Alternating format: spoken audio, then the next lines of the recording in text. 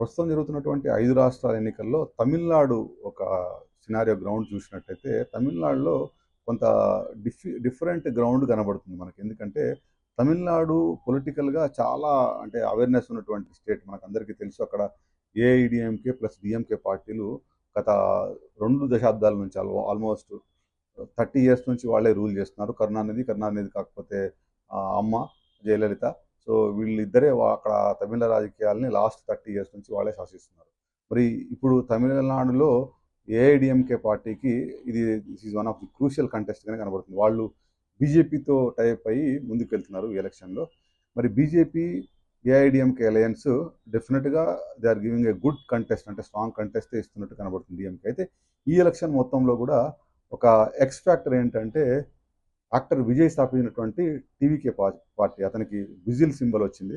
మరి ఒకానొక తరుణంలో బిఫోర్ అంటే ఎలక్షన్ అనౌన్స్ కంటే ముందు టీవీకే, తర్వాత బీజేపీ, తర్వాత ఏఐడిఎంకే 3 కలిసి కోalitionగా ఎలక్షన్ కంటెస్ట్ చేసినట్టయితే వాళ్ళకి అక్కడ ఈజీగా విక్టరీ వస్తుంది, డిఎంకే ఈజీగా ఓడిపోవచ్చు అనేటువంటి ఒక విశ్లేషణ పరంగా ప్రూవ్ అయింది. కానీ విజయ్ ఆ కోalitionకి అంగీకరించినట్టు, తర్వాత అతను ఒంటరిగానే పోటీ చేసి సీఎం అవుతా అనేటువంటి ఒక దృక్పథంతో పనిచేస్తున్నట్టు కనపడింది. ఏదేమైనప్పటికీ కూడా టీవీకే పార్టీ అనేది ఒక ట్రాక్షన్ని ఆన్ గ్రౌండ్ అయితే క్రియేట్ చేసింది డెఫినెట్గా.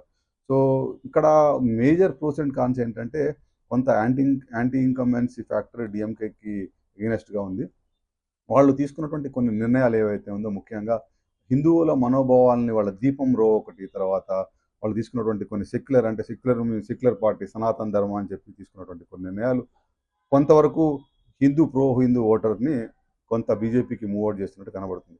మరి ఆ ఓట్లన్నీ కూడా ఏఐడిఎంకి కన్వర్ట్ అయితే ఎలక్షన్ రిజల్ట్ని సిగ్నిఫికెంట్గా మార్చేటువంటి అవకాశం ఉంది. ఏదేమైనప్పటికీ కూడా టీవీకే పార్టీ సాధించేటువంటి పర్సంటేజ్ని బట్టి ఈ ఎలక్షన్ రిజల్ట్ ఉండబోతుంది. అంటే యాంటీ గవర్నమెంట్ ఓట్ ఏదైతే ఉందో అది ఒకవేళ టీవీకేకి మొత్తం అంటే విజయ్ పార్టీకి వచ్చి అది ఏఐడిఎంకేకి అంటే వాళ్ళని డెంట్ చేస్తుందా, లేకపోతే కన్సాలిడేట్ చేసేటువంటి టీవీకే పార్టీ చేసే ఓట్ పర్సంటేజ్ ఎవరిది తీసుకుంటుంది, అంటే డిఎంకే పార్టీ నుంచి తీసుకుంటుందా, ఒకవేళ యాంటీ గవర్నమెంట్ నుంచి ఓటు వీళ్ళు చీలుస్తారనే పాయింట్ మీద ఈ ఎలక్షన్ రిజల్ట్ ఉంటుంది.